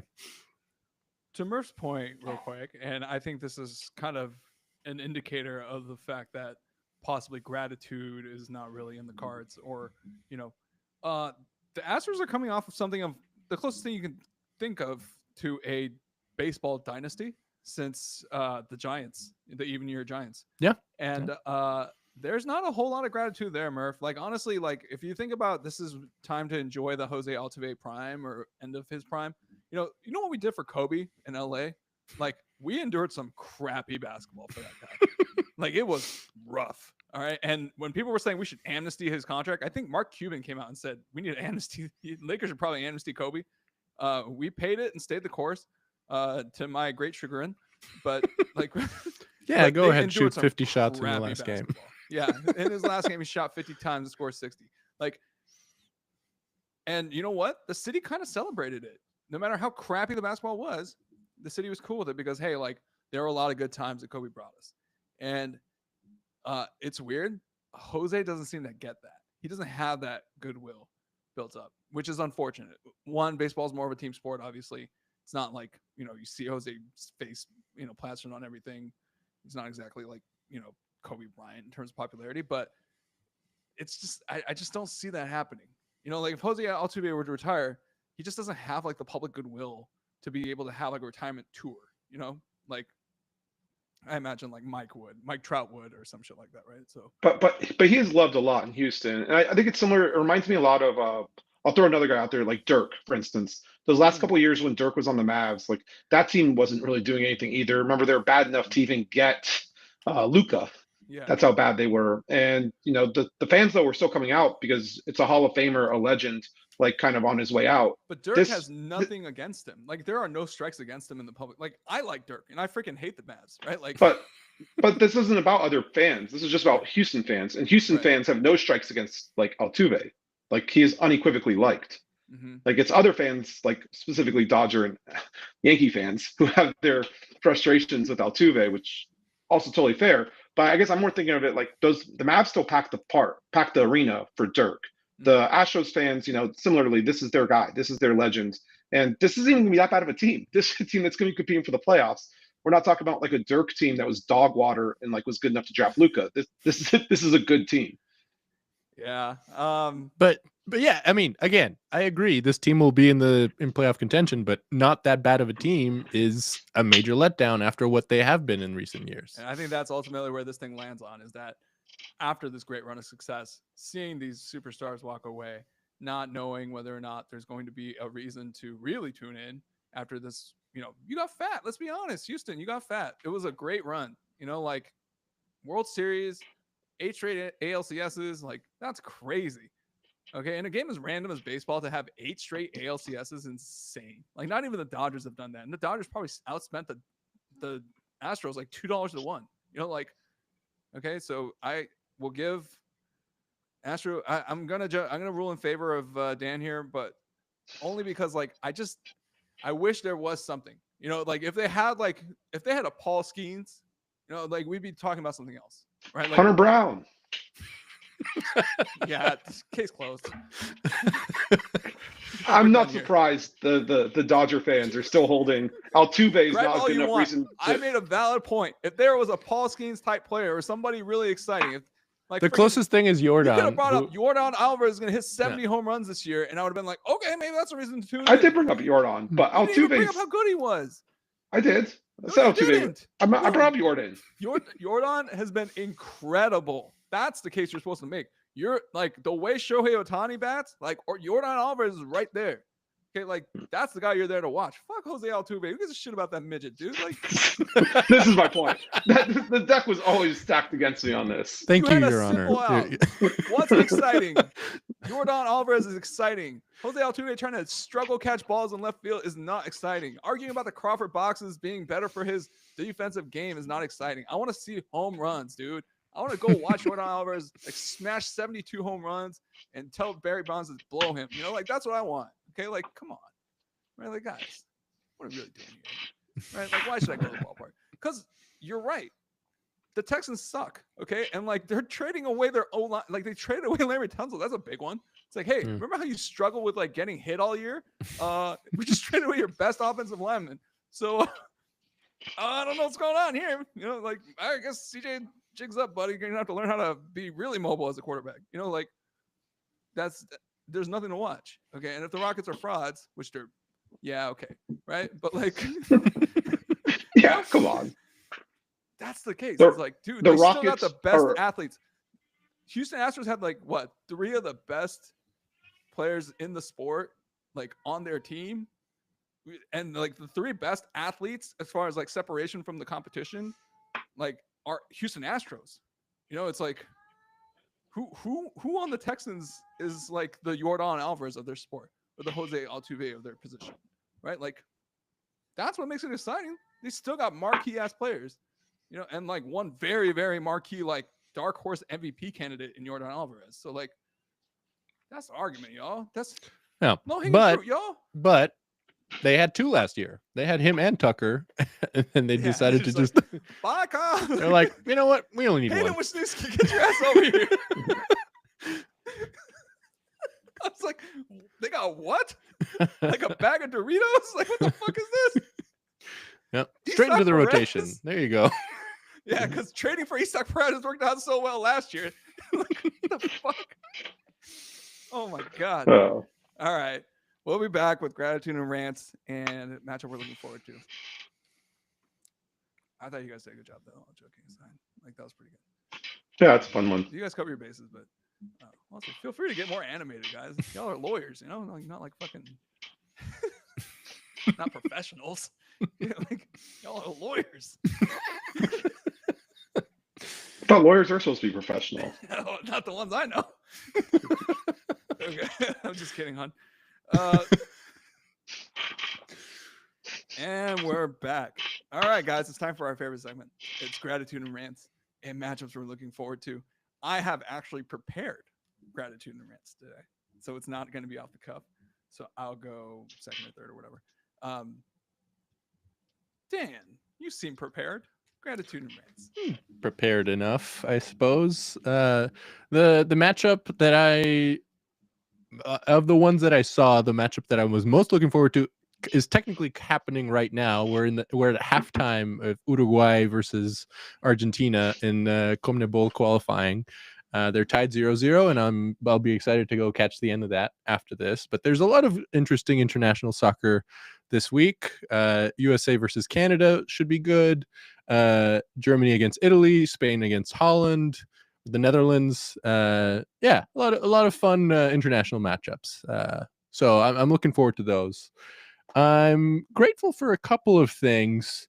I'm grateful for Joey Gallo announcing that he's going to try and become a pitcher after being cut by the White Sox, which the jokes sort of write themselves. Like with how much he struggled against pitching, like he eventually deciding to join the if you can't beat them, join them type thing. I'm very excited to see how this goes. I would love Joey Gallo, the pitcher, to become a thing. But even more thankful, I was very happy to see Newcastle win their first major domestic trophy since 1955. It was the scenes in Newcastle, even though it was just the Carabao Cup or whatever. It was very nice to see, and I'm very happy for them. My real rant is about the whole Jackie Robinson thing, but that might be a little much for the podcast. But beyond that, sorry to interrupt you real quick. I just wanted to give a quick shout out to Mina Kimes, who on her Around the Horn 30 seconds addressed the Jackie Robinson thing. She did an awesome one. It's on her Instagram profile. Oh yeah, so you guys should check that out. I mean, that one is so just completely like obviously bullshit. It's almost hard to like add on to what's already been said. Like it's ridiculous. But ESPN bought the NFL Network and NFL Red Zone, and that sort of is the death knell of another, like one of the few good places to watch sports. Everything like ESPN will surely flood it with ads and gambling content, and that sucks. But oh well, RIP. Those are my rants. Yeah, I'm not looking forward to that either. I mean, they already had a lot of DraftKings and the daily fantasy lineup stuff on the NFL Red Zone stuff, but I can just imagine it's just going to be worse, and worse. And it certainly signals an end of commercial-free broadcasts, which is what we had, and it kind of broke up towards the end of last year. I think they put ads on for the first time, and there's no way ESPN doesn't milk this absolutely dry. And the enshittification will continue until morale plummets. Until bets are placed. I did mean to use an enshittification for the Astros argument as well, because then it sort of feels appropriate. Because they're a bunch of hedge fund guys, or just because it's because they established this great product and now they're sort of like send away half of this, where it's fine as it is. Just sort of don't want to spend as much on it. Well, those are some good gratitude rants and a good matchup to look forward to, I guess. I gave you 4 soccer games, I'm fucking brutal, dude. What's there not to like? Colin, why don't you tell me? My gratitude, or should I do the matchup first? We'll do the matchup first. I think the one tomorrow, we're gonna have a 1-8 seed here, Gonzaga versus Houston. This is not your normal 1 versus 8. This is the number 2 and number 7 teams in KenPom going at it in the round of 32. This is an absolutely ridiculous matchup. There's no way Gonzaga should be an 8. This is an absolute like Elite Eight, Final Four level matchup that we're getting in the second round. You just don't see this very often.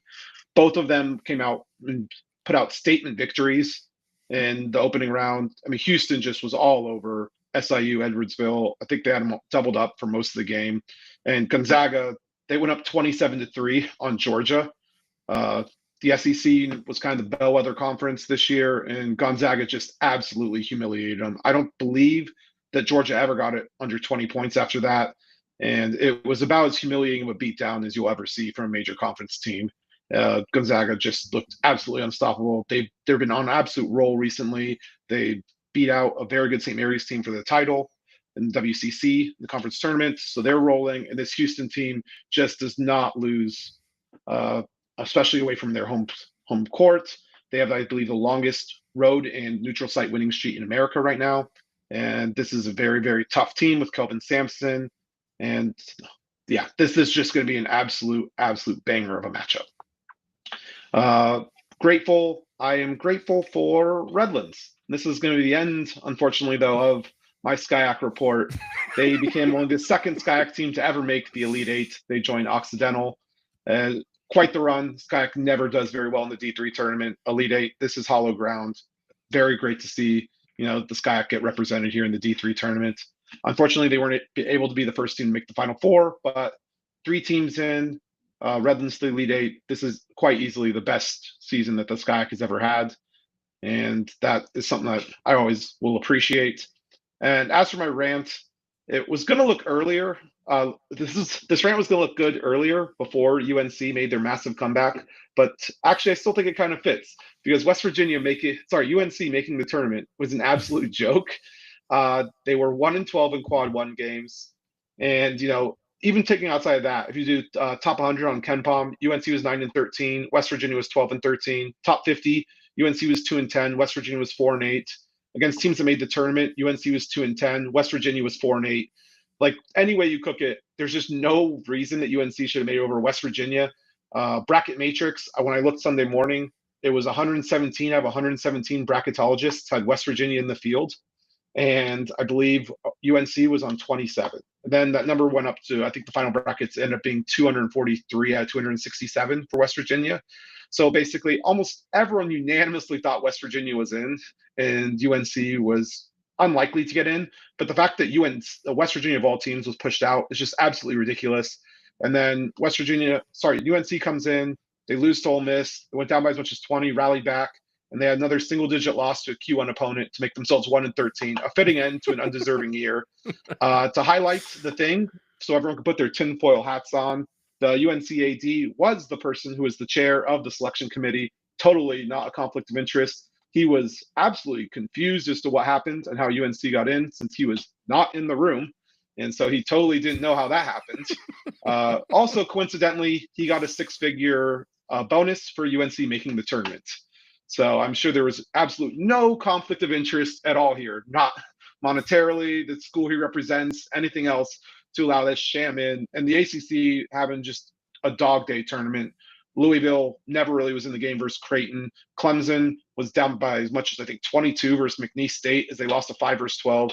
And all that's left now is everyone's least favorite ACC team, Duke, who does admittedly look like a national title winning team. But the rest of the ACC looks awful. UNC had no business making it in the tournament.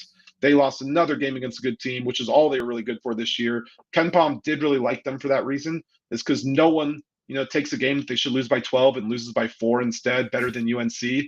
But I think we're having analytics get a little too far here because, at a certain point, winning a game actually matters. Losing games closely does not matter that much. And I think the committee I don't think they fully believe this because if they actually believed what they did, there's no reason Gonzaga is an 8 seed or Memphis is a 5. Both those teams, Gonzaga, if you were going to go off of how their KenPom rating, everything, they're a 2 seed. If you're caring about how, things are looking, Memphis should have been a 12. Instead, Memphis was a 5. So the only argument for UNC getting in was the fact that they lost by a little bit against good teams, but they did not seed any other team that way. Gonzaga got seeded off their resume. Memphis got seeded off their resume. UNC got put off their predictive metrics. And that is just the absolute expected, kind of corruption that I expect from the selection committee, and the seating in general was a mess this year. But UNC getting in especially was an absolute joke. Whew. Had UNC going to the Elite Eight? This guy. Why? Just to piss you off. It would have been great to actually be winning the bracket challenge and pissing off Collin at the same time. But, you know who the only Q1 team they beat this entire year was? The only tournament team. Who was UCLA. Oh, UCLA. It's the only team. Best team in America. It's the only team they beat. Perfect. I actually got, my bracket is doing awful, but I actually got Ole Miss UNC correct because of my mascot system. The current mascot for Ole Miss is the actual mascot is the land shark, which is based on a SNL skit from the 70s, which I watched as part of my research. And it's about this shark that like convinces women to let him into their home so he can eat them. And I figured that a ram, which is ultimately a sheep, would go along with the land shark's arguments and allow itself to be eaten. And lo and behold. All right. Nothing to say on that, you kind of just Nope, just pure concurrence. There you go. For people wondering, I will give a quick update on how the brackets are going. For our friend group, there's 12 brackets in here, so it's a small group. Dan is second to last. With that logic, Euno is literally in the middle at 6th, and I am in 1st. So, very nice. Yeah, I'm gonna keep rubbing that in. My faith in UNC clearly yielded very little. I'm just waiting for Euno to finally buy his jersey from the last competition we did. You should have heard that awkward conversation I had with my wife. Japan. Oh, so that's what you two bounded over. Japan. We had a little Sinophobia. It's nipophobia. Yeah. Not xenophobia, Colin. That's China. It's fucking racist over here, dude. You're supposed to do it wrong on purpose. It's because it makes you seem more racist. You don't even get the joke. No, I don't get the joke. Because if you could know the difference, whatever. That's your fucking. No, because if you say it wrong on purpose, you racist. If you use the correct one, then you it's actually like the care Simone to know Biles what it thing is. all over again. I know Simone Biles all over again. You knew who I was talking about instantly. You knew what I was doing. God. This is ridiculous. Somebody's wife, he called her. Whose name I already forgot. Like, who gives a shit? Jonathan Owens. You're Simone Biles. Nobody gives a fuck who your husband is, okay? Like, sorry, unless he's like Muhammad Ali. Like, I don't really care. Well, I think we put 6 guys above her on that list. So, but we were really just looking for a good matchup. Yeah, but it does feel weird that the white male is seated above her, Michael Phelps. So, real quick, matchup I'm looking forward to. I guess the thing I was actually looking forward to was UConn versus USC, but that's next week. If it happens, like if it actually comes to fruition, that is appointment viewing for me. UConn versus USC in the women's NCAA tournament, because Paige versus Juju is must-see TV. Much like I felt Angel versus Caitlin Clark was appointment viewing in previous seasons. That was especially after that first one. I mean, like, can we talk about real quick, like women's basketball? Like when it's nasty, oh, like I gotta watch it. I'm sorry, like it was so good, and I was such a letdown when Angel got hurt in the first half, and I was just like, damn, dude, she was doing awesome. Like, damn, but that was a great matchup. I remember specifically being like, I need to be home because I need to watch this. But that's my matchup to watch out for. Is if it happens, USC versus UConn is a banger. Gratitude. Whew. I have this prepared. What do we got? Yes. My gratitude is for somebody who this month in the National Basketball Association is averaging 23 points. He's at multiple 30-point games. Of course, I'm talking about the Lakers' third option, who is 38th in the league in scoring, White Iverson,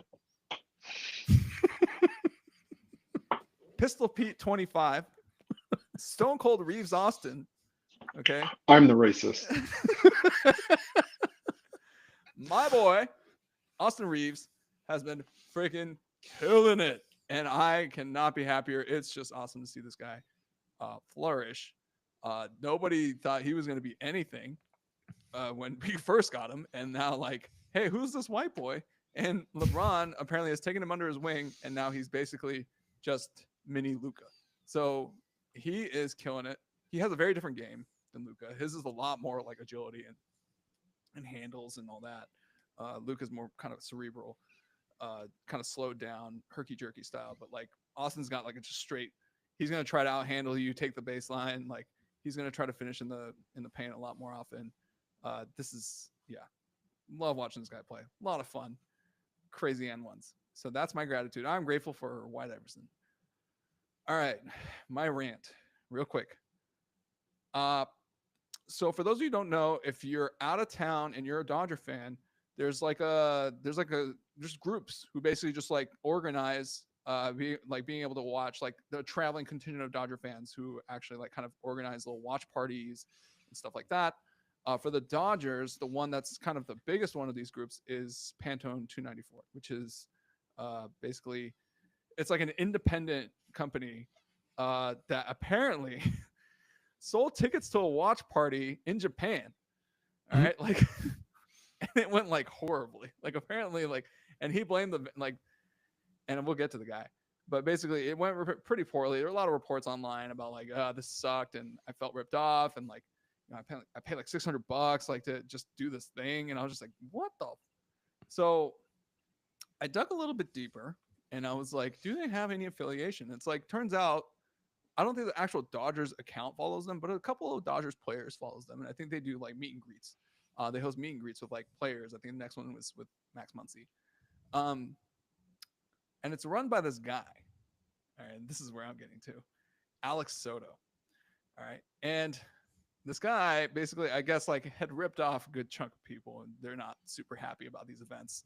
I saw one description of it as being like, it's a Fire Fest tailgate. And I was like, whoa, nice. That is a description. Like, that is a good one. Just rough all around. So generally my message to folks is to avoid Pantone 294. I looked into Alex Soto a little bit, and this is where my rant comes in. Sorry, that was a big preamble. He describes himself as an entrepreneur. And I wanted to rant about self-described entrepreneurs. I don't understand who the fuck calls themselves an entrepreneur. Like, don't you have a project you're working on that you're a part of that you'd rather put on? Like, to me, an entrepreneur is just like a thinly veiled like grifter. Okay, like what is your function? Like, usually if you're an entrepreneur, you're also like a founder of something, or like you do this thing and that's your primary function. If you call yourself an entrepreneur, what you're telling me is you just scam people. Like, you're trying to like put up an image of something. And I'm just like, you know, like, tell me what you make. Don't tell me that you're a maker of things, right? It's like, I'm the founder. In high school, entrepreneur meant weed dealer. Yeah, like exactly. It's like, oh, are you gonna sell me coke? Like, that's what I want to know. Right? Like, and that's what I'm thinking is like, if you describe yourself as an entrepreneur, my first thought is you're a shady person. Okay, like you do something stupid. All right. But if you say, hey, I'm the co-founder of Baller TV, it's like, I understand. I know Baller TV. That's cool.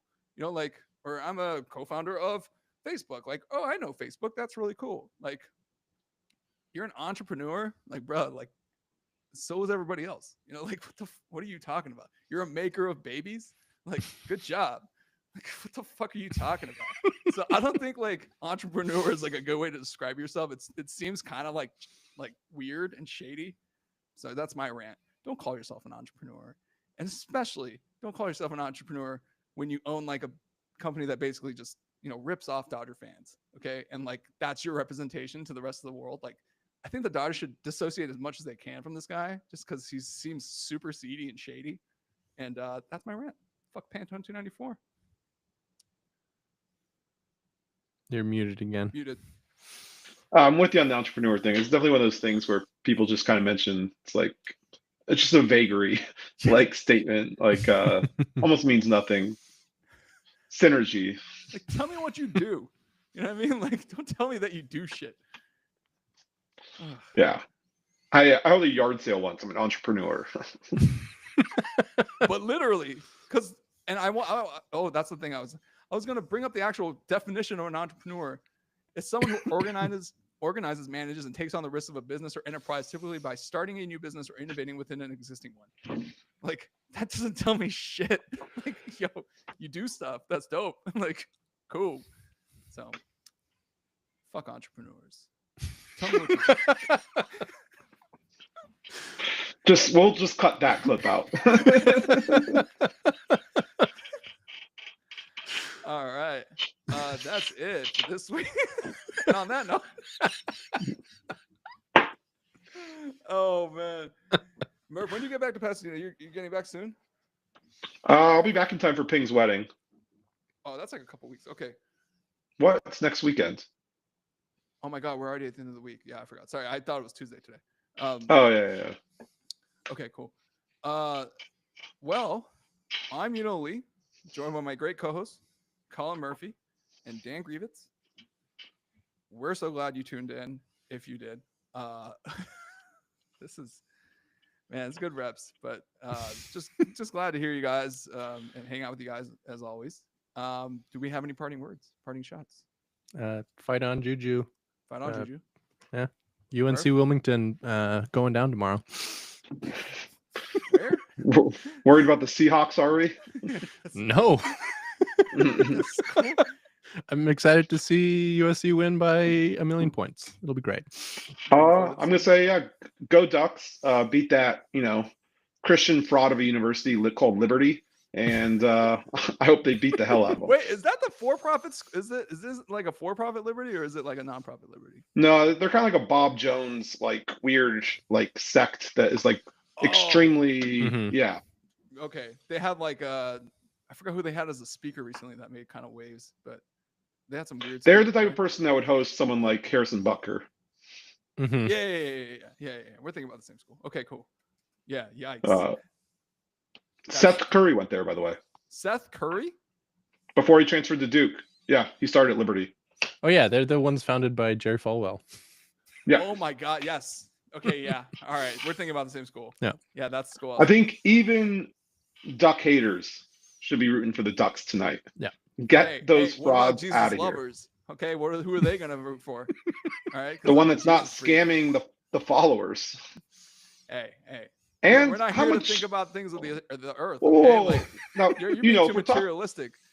If we're talking about who's the bigger Jesus lover, I mean, only one of us is one that's reading a scripture at a wedding. I can't believe this is coming up on live it's on not, the podcast. It's not you. So I can't believe interesting. This is Catholic erasure, or this is Protestant erasure. It's only because Murph's Catholic that this is happening, which drives me crazy. Because Murph, aren't you like Lutheran or Episcopalian or some shit? Like, I mean, I'm baptized Lutheran and Catholic. That's insane. You can't dip in both. Like, one is what? Yeah, I'm covered on both ends. One is named after a guy who famously didn't like Catholics. Like, what the hell? Like, famously had a problem with the Catholic Church. All right. Like that. I mean, if you're talking about Martin Luther. Not to get like too in the weeds on religion or anything, but those are probably like the two closest of the separate like sects. Because they're closest in time, like of establishment. Like, what are you talking about? Like, well, no, like they have a lot of the same beliefs. Like, because main beef was that there was corruption at the time, not that anything else was wrong or there was anything else going on. They were the closest offshoot, but they were the first. Okay, like they were the first one. I was just like, hey, I'm not down with this shit. All right, like I'm out of here. What's it called? Yeah, I mean, your sect is like 34 branches like off. So that's why we can't have the heretic speaking at a wedding. It doesn't make any sense. Oh hell no! You're not doing that right now. It just doesn't make any sense. Motherfucker, you lost your. The great schism of everyone hates us. Lutherans versus Wesleyans. I'm like 90% sure. I have to relook up at the date, but I'm pretty sure my last time in a church was just Euno's wedding. Literally, my wedding was at a church. And secondly, oh my God, Collin, are you kidding me? Like, hey, I need to tell this story. This is a story that is real content on the podcast. I had a priest sign my marriage license. Okay. I had a priest sign my wedding certificate. It was a Hindu priest, but it was a priest. Okay. Like, do they read the Bible? or do they read something else, Colin? They read a book. It's in a language no one speaks. There's some similarities here. This is heretical right here. You hearing this shit? This is ridiculous. Comparing Sanskrit to Latin is not heretical. No, there's a lot of similarities between the two. They're both descended from the Proto-Indo-European language. Thank you, Dan. See? Oh my lord. Okay, let me tell the story. Murphy, you mind me telling the story about you and Lent? I don't know which one you're gonna say, but I know you're gonna make fun of something I did for Lent, and so I know it's one of the. Well, there's multiple. I don't know which one you're gonna go after. Okay, yeah. Colin's history of Lent should be a segment on this podcast, so I'm gonna make it one right now. All right, so everyone, welcome to Lent. Those of you who are observing, enjoy your fish today. Those of you who are not observing, like Colin Murphy, I did have fish today. Story. You had fish today? Yeah. Did you have beef today also? Yeah. No, I'm just kidding. I only had fish today. Okay. Joking aside, real quick. And no, I literally haven't eaten just today. Listen to this. All right. So every year, Murph and I, obviously, Colin and I worked together for a while. And, there would be Lenten season every year, after Ash Wednesday. You're supposed to get something up for 40 days. Easter comes and you're off the hook after that. And generally during this period, you abstain from this one thing. Some people give up sexual intercourse. Other people give up cocaine. I want to also point out it starts on Fat Tuesday, not Ash Wednesday. My bad. Yeah, it starts on Tuesday. This is why you're not speaking at the wedding. I don't give a shit. All right, so let me just make this clear. The things that Colin has given up for Lent, all right, I think one year he gave up using a pillow. All right, yeah. Didn't sleep with a pillow. That is not given. Merv, you would be crucified by Catholics, and Catholics are a chill bunch by and large. Like, if they heard this, they would be so annoyed. You gave up a pillow?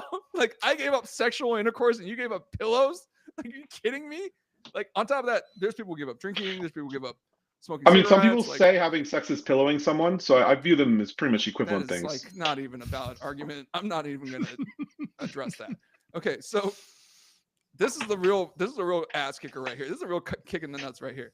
So one year, Colin gave up French fries, which, like, fair enough, probably one of the more noble years of Lent that he's done. He's had to give up French fries. All right. So it was potatoes in general, because chips counted as well. Oh shit. Okay, yeah, that's pretty rough. Yeah, that's rough. Okay, like, all joking aside, that's rough. All right. Because we go out to lunch and we usually eat like sandwiches or go to a burger place. It was for as a side though. They were allowed for me. No, that's the part I'm gonna get to. So we go to a fish restaurant, all right, like, just for lunch, and Murph's like, yeah, I have the chowder fries, and that's it. And I was just like, so the one thing you're having is the one thing you can't eat. Like, are you fucking kidding me right now? So then Murph comes in and I'm just like, bro, you gave up potatoes and you're literally eating French fries. Okay, like, I was shocked. And I was like, I'm pretty sure Jesus is frowning at you. And then Murph comes up with this. I meant it as a side, not as a main course. I always meant it as a side. No more French fries on the side. No more potato chips on the side. That was a ridiculous fucking argument I've heard. I was like, oh my God, Jesus frowns at you. This is insane. Like, you know what I've given up every single year, and that that potatoes in general is way too strong of a line for what I treat Lent for, that potatoes as a side is way more in line with what I give up. No, I went from being impressed relative to all those other things you gave up. I didn't give up sleeping with a pillow. I don't even know what the air quotes are. Like, I was just appalled. I was like, as a side? That's your excuse? As a side? Insane. And you're reading at Ping's wedding. That is, wow. I'm surprised the Bible doesn't burst into flames when you put your hands on it, because that is the most ridiculous Lent I've ever seen. I was just like, you just literally ordered fries in front of me. Like, you told me you're giving up potatoes for Lent and you ordered fries in front of me, dog. I mean, you're the heretic. You're the one that the Bible will be burning. I had my wedding at a church. I've been baptized. I'll have you know, I had my wedding at a church, okay? And a church I've been going to for a very long time. And people I care about very much. Shout out Nossing Church, Fulton, La Habra Heights, California. Yeah, I love that church. I love those people. But, like, yeah. Oh, God, Colin. The fucking chowder fries. That was really something else. I was just... I don't see the problem here at all. Yeah, clearly you don't, because you did it. Like, what the... Oh, God. Dan, actually, yeah, Dan, rule on this. Like, is Collin in the wrong? If he gave up potatoes for Lent and then he later amends it to say as a side, I was Well, very clear it was always as a side. you were As I not clear understand that it, was as a side. baptism cleanses one of one's sins, and Well, that shit didn't happen after that. So Yeah, I was You're baptized saying like he's a still decade dirty. before that happened. Yeah. well. It is a little funny to specify as a side. I will grant you that, but Thank you. but if you specified it from the beginning, I don't see any He didn't issues. stipulate from the beginning because Yeah. we were Ping and I were there. We were laughing our fucking asses off because it's just like, did you just straight up order fries in front of us? And he's like, it's a main course, and we're like, what the fuck are you talking about? I think you guys just weren't paying attention when I was saying it. The whole point was more of a health kick or whatever. Now you gaslight us into not paying attention. Like, Yeah. what part of the story is this? The whole point was to be healthier and like stop eating like ordering unhealthy things as sides and to get like more roasted vegetables and other stuff. If I'm replacing a burger with chowder fries, that's not how a problem. even worse. You're trying to be healthy and you ordered that shit. It's French fries covered in clam chowder. Like, what the hell? Like, sounds good. It does sound good, but like, it doesn't get less healthy than that. Like, that's insane. Oh, you doused your fries in cream? Like, nicely done, Collin. Oh my God. Don't see the problem here. Just no words. Anyway, that's my Collin Lent story. And I hope you guys are staying strong through your period of abstinence. I believe it's also Ramadan during this period. Is it still Ramadan? Yeah, it's Ramadan. Mm-hmm. It's Ramadan. To our friends who observe Ramadan Mubarak, I believe is the Ramadan Kareem. I believe is the greeting. I think you're just being racist, but I'm not totally sure.